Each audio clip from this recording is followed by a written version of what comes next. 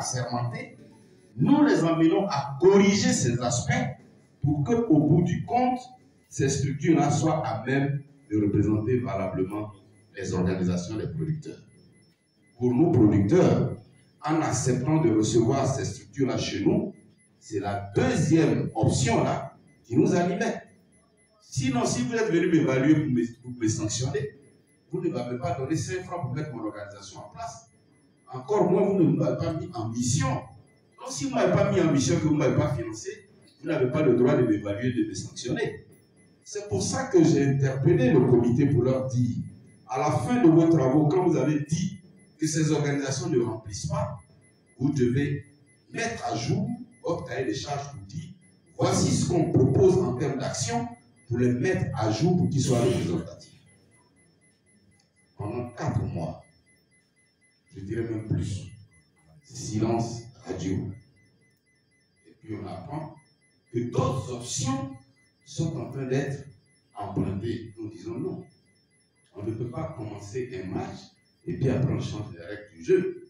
Nous, après l'évaluation, nous à la SPCACC, et je sais que c'est valable pour chacun d'entre nous, nous savons nos faiblesses. Nous savons ce qui a été dit, qui ne rentre pas certainement à des degrés variables dans le processus que nous avons conduit. Et c'est ce qui motive aujourd'hui d'être présent. Et c'est ce qui nous motive aujourd'hui de mettre notre force en commun. De savoir que si les 14 organisations et plus, et les autres se mettent ensemble, nous serons largement au-dessus des conditions que les uns et les autres nous demandent. C'est parce que nous avons fait notre introspection, c'est parce que nous avons fait notre évaluation, c'est parce que nous avons fait l'évaluation des différents risques et nous avons proposé ce qu'on appelle des mesures de remédiation et c'est ce qui justifie notre présence ici. Voilà pourquoi avec confiance, chacun de nous dit que ce qu'on a, si quelqu'un veut vérifier, il n'a qu'à venir vérifier, il va se faire sa propre expérience, opinion de ce que nous représentons. Merci. Il était question de vérifier auprès des OPA leur capacité à faire 300 individuellement, on ne pouvait pas démontrer. Donc ça a été un des critères où on dit on ne pouvait pas. Deuxième critère, on ne pouvait pas démontrer sur les 1 million de producteurs qu'on a 15%. C'est-à-dire que chacun de nous devait démontrer qu'on a au moins 150 000 producteurs. Mais les organisations qui ne sont pas subventionnées, qui ne sont pas soutenues, comment voulez-vous qu'elles puissent justifier qu'il y a 150 000 producteurs qui sont à leur site? Donc ça, c'était le deuxième critère. Maintenant, le collège, une seule organisation ou plusieurs organisations peuvent prétendre qu'il est collège lorsqu'il représente plus de 51% de la production et 51% des producteurs. Ça veut dire quoi? Sur les 1 million de producteurs, nous, l'Alliance, si nous justifions que nous avons plus de 500 000...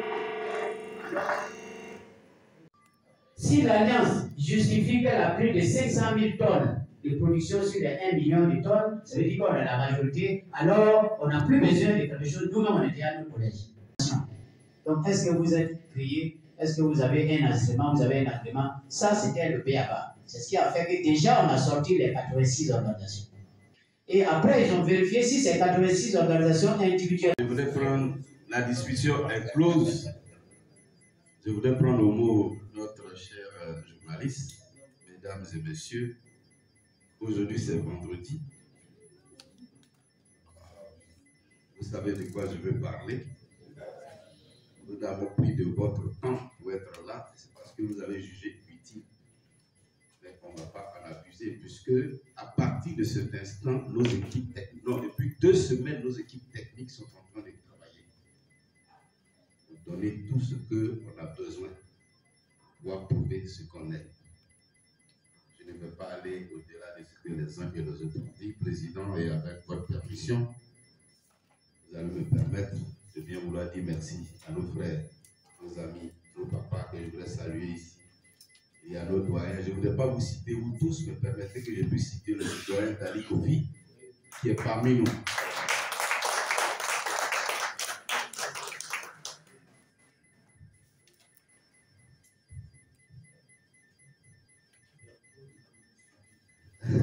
Merci, cher frère.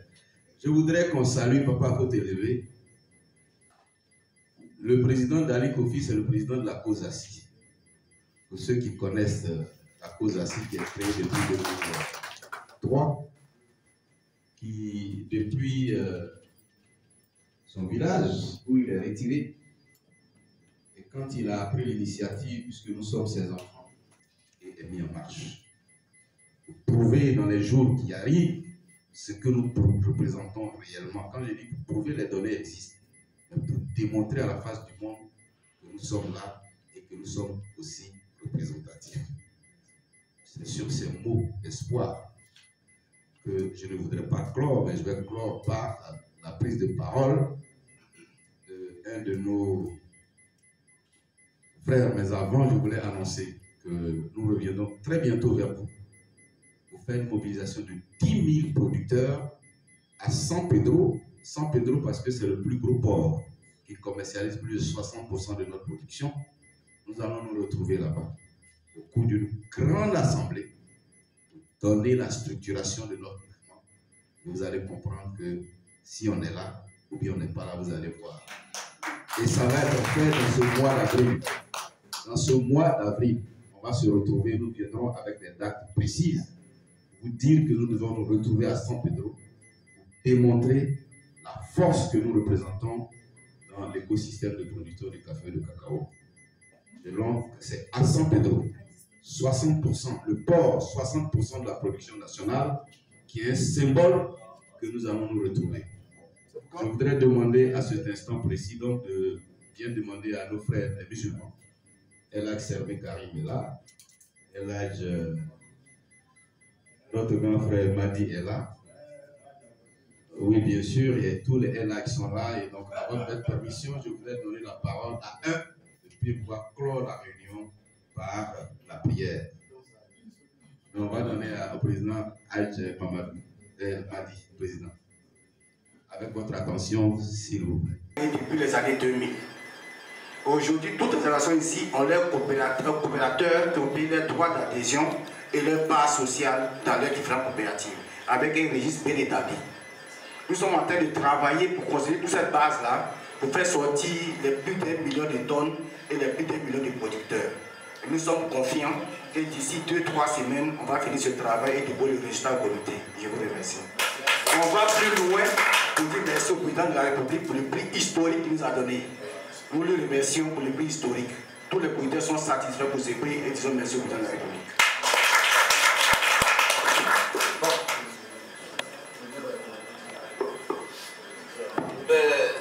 Le débat est clos et je voudrais prendre, la discussion est close. Je voudrais prendre au mot notre cher journaliste. Mesdames et messieurs, aujourd'hui c'est vendredi. Vous savez de quoi je veux parler. Nous avons pris de votre temps pour être là. C'est parce que vous avez jugé utile. Mais on ne va pas en abuser puisque à partir de cet instant, nos équipes techniques, non, depuis 2 semaines, nos équipes techniques sont en train de travailler pour donner tout ce qu'on a besoin pour pouvoir prouver ce qu'on est. Je ne veux pas aller au-delà de ce que les uns et les autres ont dit, Président, et avec votre permission, vous allez me permettre de bien vouloir dire merci à nos frères, nos amis, nos papas que je voudrais saluer ici. Et à nos doyens, je ne voudrais pas vous citer vous tous, mais permettez que je puisse citer le doyen d'Ali Kofi, qui est parmi nous.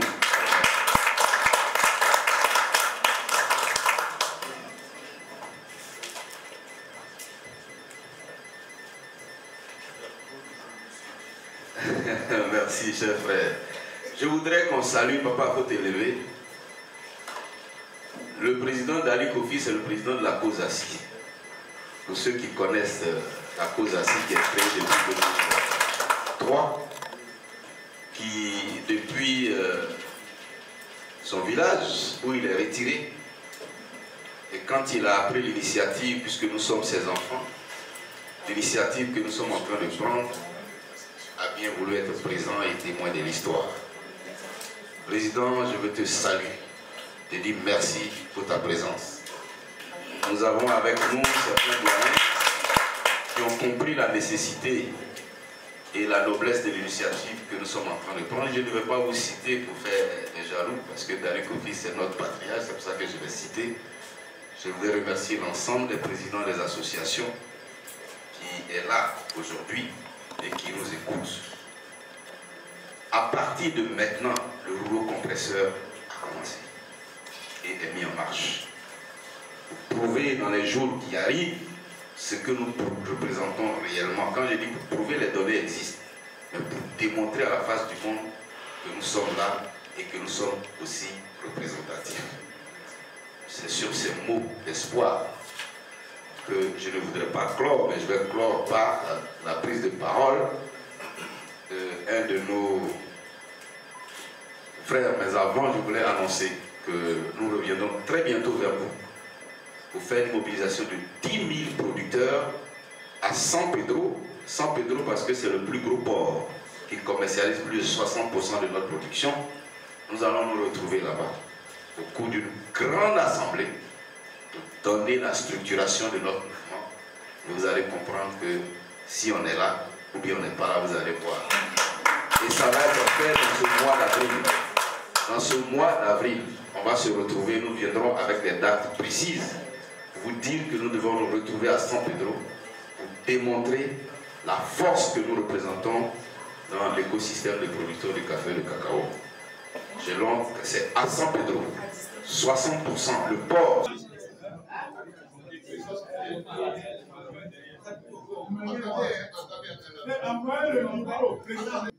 Beaucoup de bonheur, parce que nous attendons beaucoup de cette alliance.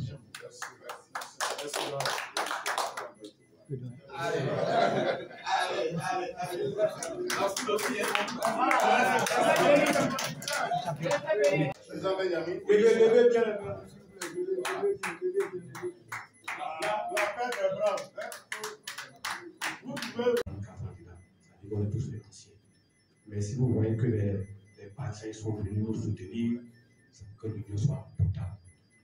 Donc, en tant que chef, je dis et je vous mets en mission de confiance.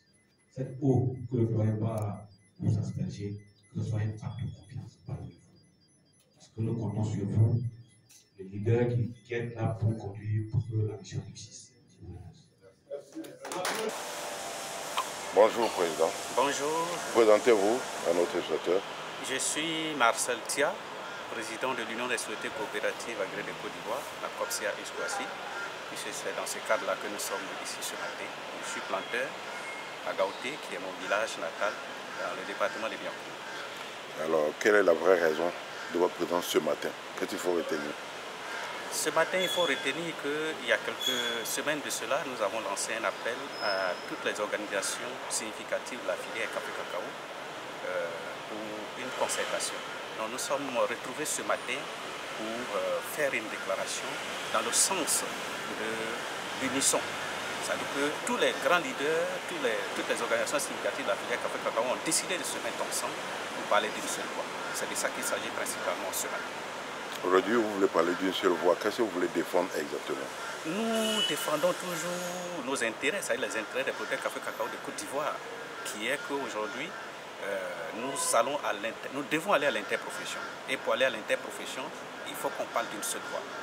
Et c'est pour cela que nous avons tous décidé de nous mettre ensemble, choisir notre manière de communiquer de façon unique maintenant, pour que nous ne soyons plus dispersés, pour ne plus qu'il y ait des déclarations discordantes dans la filière café-cacao, pour que tous nous allons dans le même sens.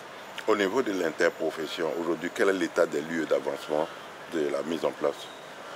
Bon, au niveau de l'interprofession, il faut dire qu'il y a un comité technique qui a été mis en place il y a déjà quelques mois de cela. Et ce comité technique a déjà fait l'évaluation de toutes les organisations de la filière café-cacao. Il en est ressorti environ 86 organisations. Et comme il est dit qu'aucune organisation à elle seule ne peut répondre aux critères de la mise en place de l'interprofession, et aujourd'hui, avec tout ce que nous connaissons dans la filière café-cacao, la solution, l'unique qui puisse rester, c'est, comme on appelle, le consensus. Et nous avons décidé de faire un consensus, de trouver une voie unique aujourd'hui, pour pouvoir nous adresser à l'État de Côte d'Ivoire. D'accord. Est-ce que vous avez un appel à lancer aujourd'hui à vos congénères, à l'État, peu importe qui vous voulez, un appel à lancer?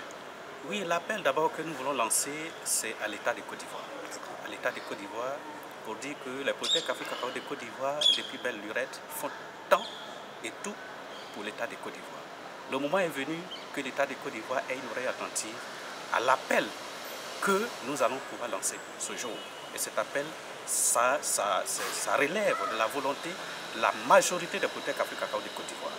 Et cela, ça doit tomber dans des oreilles attentives pour que nous puissions enfin trouver une solution pour la mise en place de l'interprofession café cacao en Côte d'Ivoire.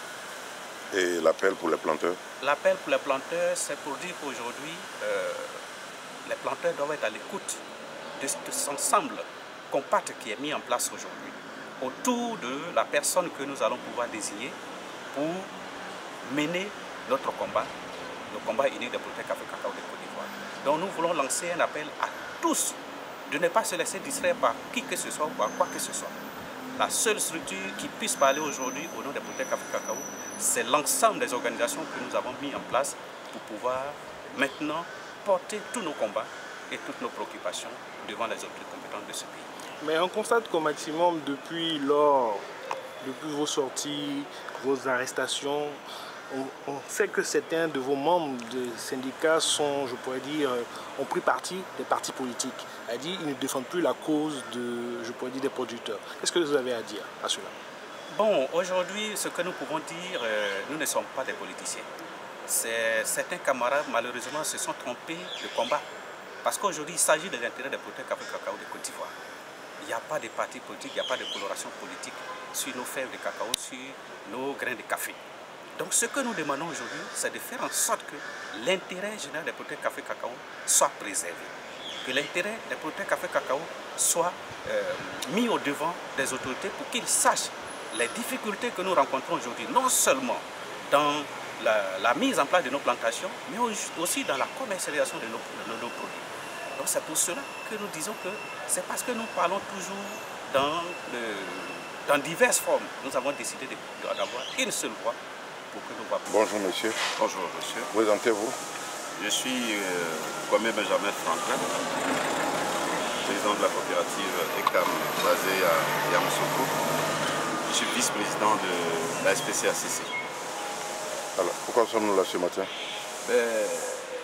Nous sommes là ce matin à l'initiative des organisations des producteurs de café cacao de Côte d'Ivoire et dans le cadre de la mise en place de l'OIA.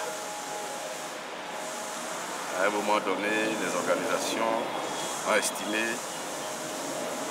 de se retrouver, de s'organiser, de se mettre ensemble et de parler d'une seule voix.